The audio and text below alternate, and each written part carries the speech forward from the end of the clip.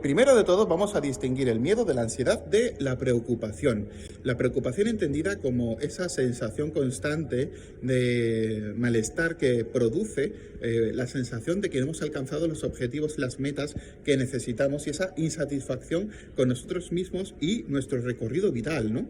Hay que entender que el miedo es adaptativo, que el miedo existe para que podamos confrontar de forma exitosa amenazas reales o imaginarias, pero que están ahí y el cuerpo reacciona pues de forma autónoma, lo que implica que hay una vía directa, una vía no consciente en nuestro propio organismo que genera el miedo, y esto es algo positivo.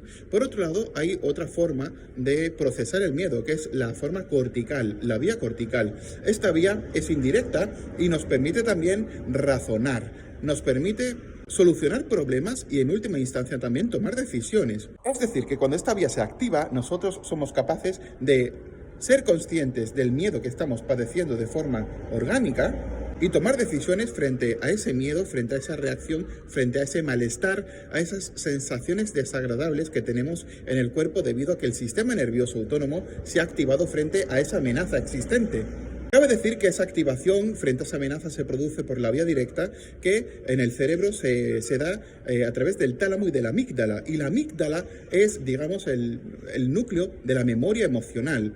Esta amígdala es vital y está presente en todos los animales. Pero la zona cortical es sobre todo humana y nosotros tenemos la capacidad de observarnos a nosotros mismos y de tomar, como he dicho antes, decisiones, y eso lo cambia todo. Así que frente al miedo, una vez que hemos emitido una respuesta autónoma, desagradable, podemos en primera instancia observarnos a nosotros mismos, en segunda instancia observar la amenaza si es real o imaginaria y el alcance del peligro real. Podemos entender qué deseamos hacer frente a esa amenaza, actuar, evaluar el resultado de nuestra actuación y de esa amenaza y por último también adaptarnos.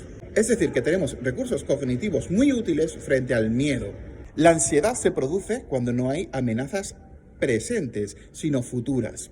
Y podríamos decir que esa es una gran diferencia entre el miedo y la ansiedad, que el miedo actúa en el presente y la ansiedad actúa en el futuro y en futuribles. Precisamente por eso, y vamos a las preocupaciones. Las preocupaciones se basan en el futuro, en aquellas cosas que están en el mundo y con respecto a nosotros mismos. ¿Qué será de mí? En la ansiedad se activa la zona cortical, pero no la vía subcortical, es la vía que va al tálamo y a la amígdala, lo que implica en última instancia que no se activa por un miedo a algo que nos hace reaccionar desde fuera, se activa por una serie de inferencias que tenemos dentro de nuestra mente que actúan de forma retroalimentadora, es decir, que no se activa la vía directa que va desde el estímulo externo que representa ese peligro, esa amenaza, al tálamo y a la amígdala, que es el seno de la memoria emocional. Por tanto, en la ansiedad no es que haya un objeto presente que nos dé miedo, sino que hay una serie de inferencias de elementos cognitivos que están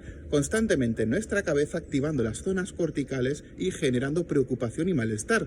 Es decir, que estamos rumiando, estamos determinando de forma ideal cómo debería ser el mundo, cómo debería ser yo mismo, cómo debería ser mi futuro, y estoy evaluando por miedo, por temor, por ansiedad a que las cosas no sean como deberían ser, y de ahí vienen las preocupaciones y lo que llamaríamos metapreocupaciones, es decir, preocuparse porque te preocupas, lo cual sería ya de alguna forma cerrar el círculo vicioso de la ansiedad y generar otros tipos de rasgos clínicos que tienen que ver con la patología o un síndrome relacionado con la ansiedad. Cabe decir que la anancastia, el perfeccionismo o la minuciosidad es un rasgo clínico que está relacionado con las ideas que tenemos del concepto de éxito, de fracaso y de valor personal.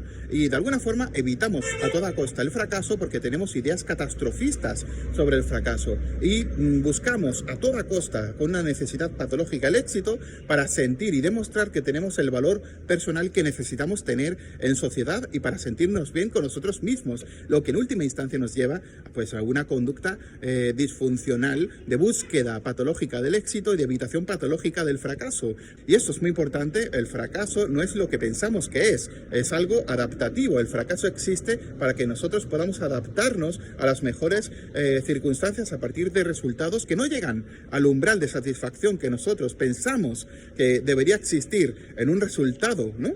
Pero que sí podemos empujar ese umbral hacia arriba y aprender y adaptarnos a las circunstancias para hacer resultados pues, mejores cada vez, ¿no? Pues en ese sentido es muy importante entender que la anancastia puede derivar de pensamientos y de ideas que van en contra de nuestra propia conveniencia vital, y es que nos exigimos demasiado porque el umbral que hemos determinado de éxito está demasiado alto, y no es porque nosotros no podamos alcanzarlo, es porque somos poco realistas con respecto a nuestras competencias y con respecto a nuestro locus, es decir, nuestro control sobre las cosas. No podemos controlarlo todo, y de ahí viene la teoría de atribución. La teoría de atribución de Wiener establece sobre todo tres grandes factores. El primero es el locus de control, el segundo sería la controlabilidad y el tercero sería la estabilidad.